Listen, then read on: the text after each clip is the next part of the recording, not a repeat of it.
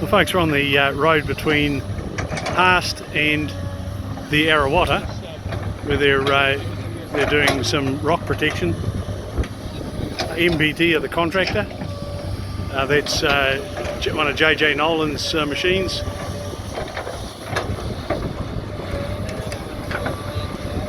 And isn't this great to see? Decent sized bit of equipment.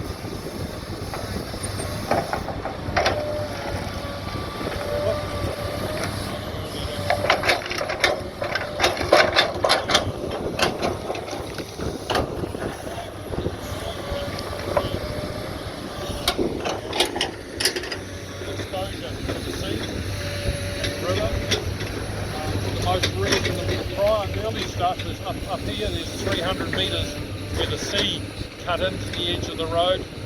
This material they're using here is rubble out of the Akuru quarry, which is about 2.5 k's over there. You see we're using big dump trucks to cart the bulk material, same sort of methodology that you saw that we used to build that one at Neils Beach. What's actually happening at the moment is that about 2 weeks ago it came within 1.5 metres of the edge of the road.